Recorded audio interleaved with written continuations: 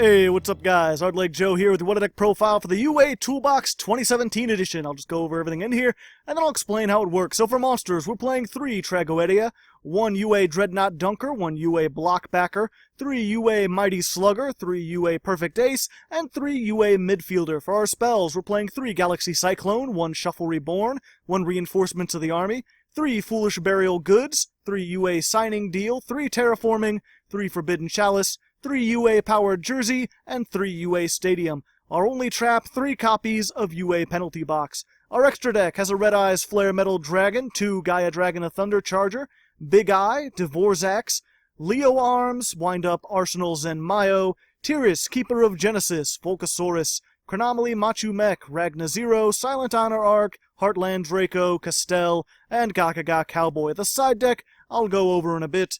So, like the name says, this is a toolbox deck, and if you're unfamiliar with that term, basically it means that we've got a bunch of monsters that we can easily search, all of which have specific effects that are useful in specific situations.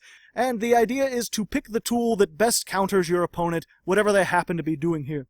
Of course, this version of the deck is kind of low on tools. Really, there's just 4 of them, the 4 UA monsters, and really what it comes down to is how do you want to OTK and how do you want to stun your opponent. I guess just as a basic UA crash course, they all have a similar summoning condition. That is, you can special summon this card from your hand by returning 1 UA monster you control to the hand, except a copy of itself, and you can only do that once per turn. So what that means is if you've got any UA on the field, you could swap it out for any other UA in your hand. And being sports-themed, the UAs come in 2 flavors. There's the offensive ones and the defensive ones. Generally, you want to attack with the offensive ones, and then switch them out in your main phase 2 for the defensive ones to disrupt your opponent during their plays. The 2 offensive ones are Mighty Slugger and Dreadnought Dunker. Slugger has a steamroller effect. If it attacks, your opponent cannot activate cards or effects until the end of the damage step, which means no Honest, no Mirror Force. Dreadnought Dunker, meanwhile, does piercing damage, and if it inflicts damage to your opponent, then you can destroy 1 card on the field. I go with the 3 Mighty Slugger just because I find this effect to be a little bit more useful, a little bit more stunny. It's usually the safer choice, plus it's level 5, so it's easier to normal summon in certain situations. This is level 7, so it can be a little bit more cloggy, much more difficult to summon if it happens to get stuck in your hand. But the effect is pretty nice. If you know for a fact that your opponent doesn't have any traps set or any hand traps, this is usually the better choice. As for the defensive cards, we've got Perfect Ace and Blockbacker. Perfect Ace, once per turn during your opponent's turn, when a card or effect is activated, you can discard 1 card to negate that activation and destroy it. Blockbacker, meanwhile, says once per turn during your opponent's turn, when your opponent special summons monsters, you can change their battle positions, and if you do, negate their effects. And that's permanent, which is pretty nice. Once again, these are both pretty good, depending on the situation. This is better because it can negate spell traps. This is better, especially against pendulums, because it's monsters with the little S down there. So if they pendulum summon, you can negate all their monsters' effects. But even not against pendulum, just having a non-targeting effect that's going to negate everything your opponent does and shift their position, pretty nice. Again, we only play 1 of it though, just because it's level 7. I prefer the level 5s. Although you could easily swap this out if you wanted to play something like Sacred Sword of 7 stars for a little extra draw power. Our only other remaining UA is Midfielder. He's mostly just here because he's the only level 4 UA, so you can normal summon him. A lot of times you're going to get your plays started with him, normal summon him, and then tag out for one of your other ones. This is especially good with their field spell, UA Stadium. Whenever a UA monster is normal summoned, you can add 1 UA from your deck to your hand. So that's how you search out these big guys when you need them. As long as you've got Midfielder, or if you can normal summon either one of these, then you're going to be able to get any other UA from the deck. This has an additional effect that if there's another UA on the field, you can return it to the hand and special summon a UA with a different name from your hand. This is mildly useful. It can help you get a lot of extra damage in and really OTK. If you manage to get this and like another monster, you can attack with Slugger and then use his effect to trade it out for Dreadnought Dunker. Likewise, if you have this and something like Ace during your opponent's turn and Ace has already used its effect, you could tag it out for something with more attack like Dreadnought Dunker. And that actually works with the second part of UA Stadium that says once per turn, if a UA monster is special summoned, all monsters you control gain 500 attack, even if this card leaves the field. This is good in general because during your turn, whenever you special summon one from your hand, obviously it'll get attack. But like I was saying with midfielder, if you tag this out during your opponent's turn, then you'll get a 3,000 or 2,800 monster. That's going to be more difficult for them to run over than the 2,500 or 2,700 defense. That effect's also pretty neat because it stacks and it remains as long as those cards remain on the field. Almost everything else in this deck is just helping you to get midfielder and stadium because these are really your two play starters. Once you have these, you have access to just about everything else in the deck. That's why we're playing the 1 reinforcements of the army. This is a warrior monster, level 4, so you could search it with that. We're also playing the signing deal. This lets you special summon a UA from your deck. Its effects are negated, it can't be used as Synchro or Ixie summon, and you lose life points equal to the level of the monster times 300. This is not great, but it's mostly just useful if you don't have your midfielder. You can use this to summon it out, then tag it out for something in your hand, and then normal summon it. So you'll not only be able to get something out, but you'll be able to activate Stadium if you have it as well. This can also be useful if you do have your midfielder, but no other UAs in your hand and no Stadium. You can summon one of your bigger UAs, return it to the hand to special summon midfielder, and then return midfielder to the hand to special summon one of these back out, and then it will have its effect again. This is also particularly good because it's searchable with a UA penalty box. Its first effect I'll go over in a moment, but its second effect is if this is in the graveyard, you can banish it from the graveyard to add any UA spell card from your hand. And to be able to use that effect, we're playing Foolish Burial of Goods. This will just let you send one spell trap from your deck to your graveyard. So if you get this, you can send Penalty Box to the graveyard, use Penalty Box to search Signing Deal, and Signing Deal to search midfielder. It's kind of a roundabout combo, but when this deck relies on midfielder so much, it's really worth it. And of course, if you already have midfielder, you can use the same combo to search your UA Stadium or your UA Powered Jersey. This is possibly one of the strongest equip cards in the game, at least in my opinion. Equip it to a UA monster, it gains 1,000 attack and defense. If it battles an opponent's monster, double the battle damage it inflicts.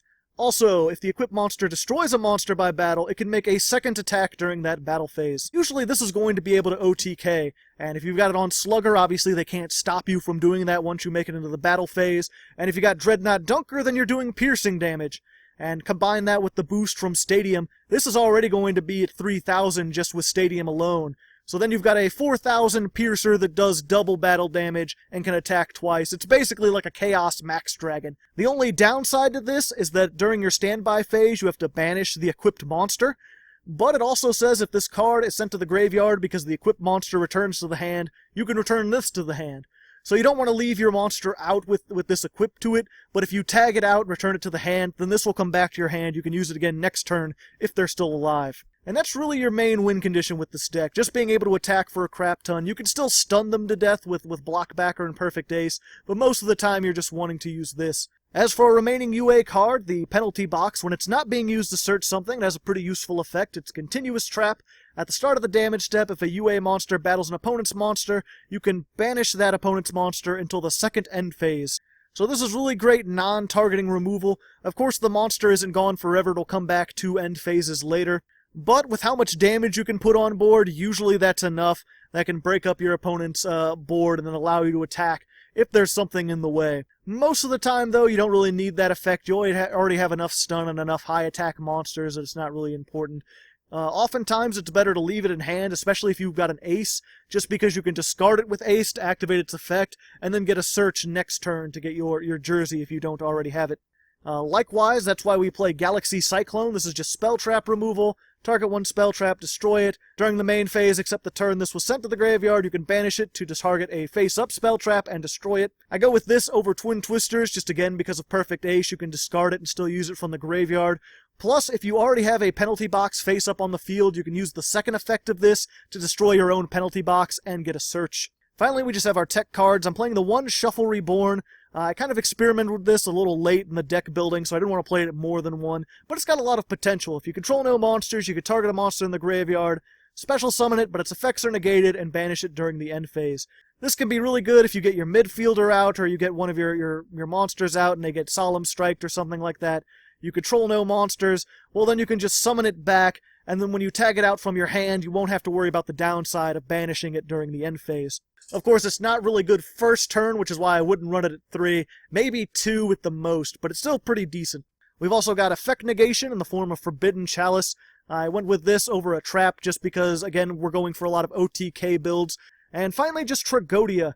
Oftentimes this deck can brick because you get so many monsters in your hand, or you get pieces of your combo that you can't activate without monsters, and I found this was a pretty good solution. Is when you take damage, you could special summon this card from your hand.